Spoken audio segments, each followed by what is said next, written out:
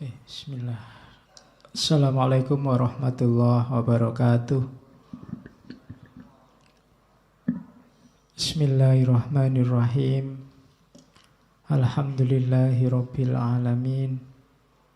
Alhamdulillahi nahmaduhu wa nasta'inuhu wa nastaghfiruh.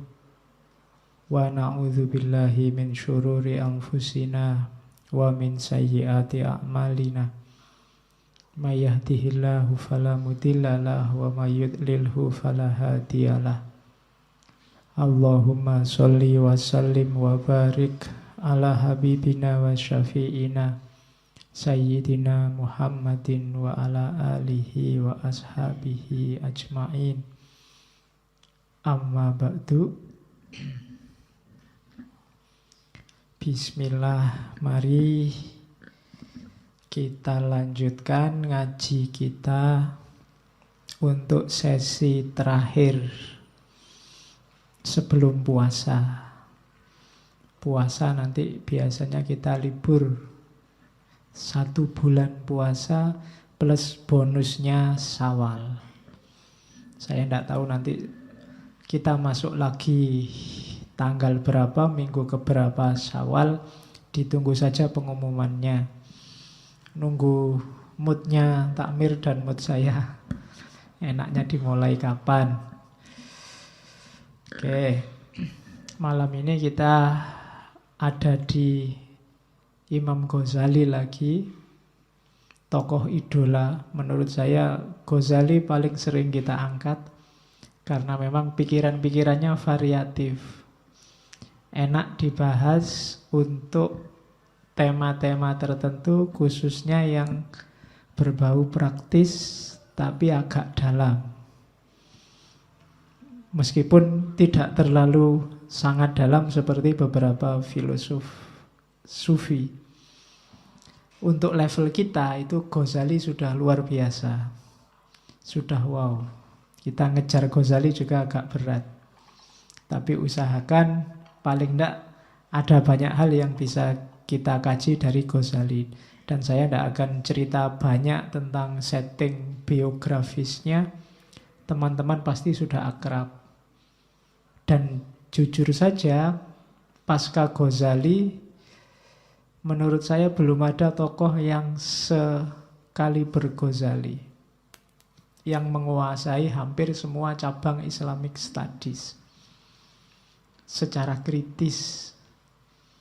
Meskipun nanti berakhir di tasawuf, seperti kita kaji kemarin di Al-Munqidh Minad Dhalal.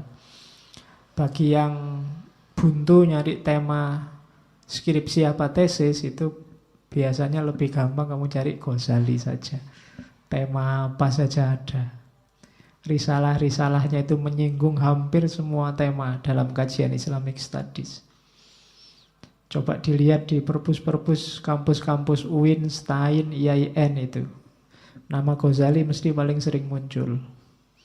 Sabar menurut Ghazali, marah menurut Ghazali, nafsu menurut Ghazali. Tokoh paling laku untuk dikaji. Web khusus juga ada web khusus tentang Ghazali yang hampir semua penelitian, mulai disertasi, tesis, skripsi, tidak cuma orang Indonesia, orang luar juga yang membahas Ghazali dimuat di situ. Banyak diantaranya yang bisa di-download gratis. Itu kan enak bagi yang nulis tesis, pingin survei literatur, tinggal kamu download. Tidak harus capek-capek nyari.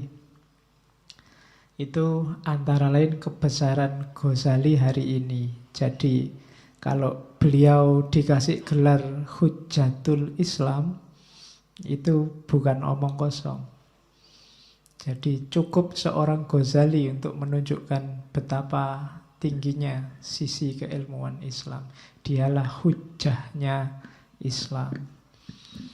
Oke, ya untuk melahirkan seorang Ghazali butuh sosok-sosok yang tangguh dan berani.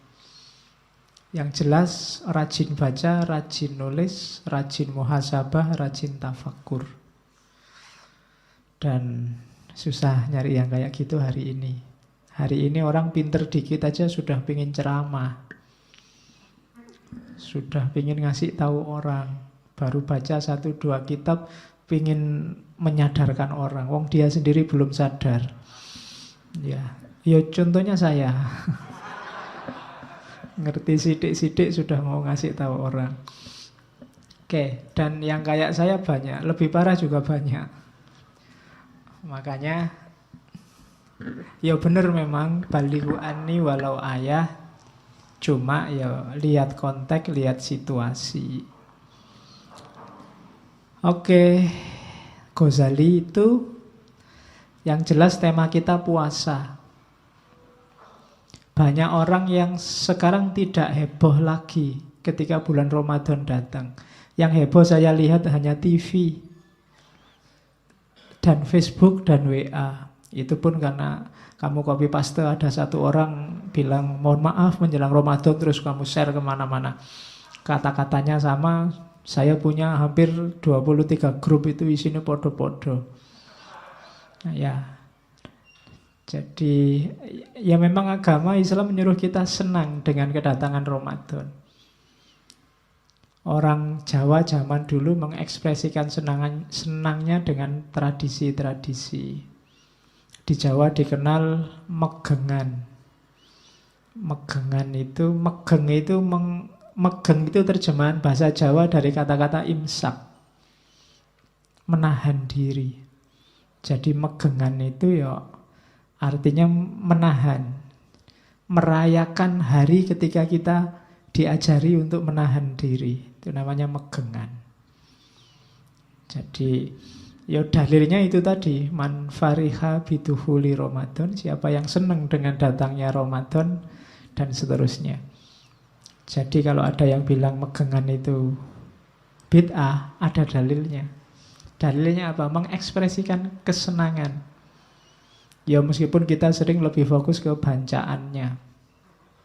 Ya, cuma maunya itu. Senenglah orang Jawa terus pakai tradisi biar senangnya lebih berlipat-lipat dengan segala macam atributnya, makan-makannya, sodakohnya, syukurannya, dan lain-lain. Jadi hebohlah, tidak apa-apa Ramadan ini datang. Banyak yang bilang ala pak puasa aja, sudah biasa kita puasa, sejak kecil sudah puasa, sudah dilatih untuk puasa Ramadan, jadi biasa-biasa aja. Iya, berarti level puasa kita memang masih di level itu. Harusnya kita kita dapat momen bagus dari Allah. Saya membayangkan perintah puasa itu kayak mahasiswa disuruh bikin makalah. Disuruh bikin makalah itu kan kepentingan kita loh sebenarnya itu. Kita jadi pinter nulis, kita jadi baca-baca. Apalagi dosennya bilang wajib bikin makalah 15 halaman. Kita kan geruneng. Masa bikin orang capek aja, otoriter. Loh enggak, bikin makalah itu tidak untuk kepentingan dosennya, untuk kepentingan mahasiswa. Kalau kita nggak dipaksa bikin, kita nggak akan bikin. Itu puasa. Sama Allah wajib deh. Allah sangat ngerti apa manfaatnya puasa, lahir batin untuk hidup kita. Maka sama Allah dibikin wajib puasa.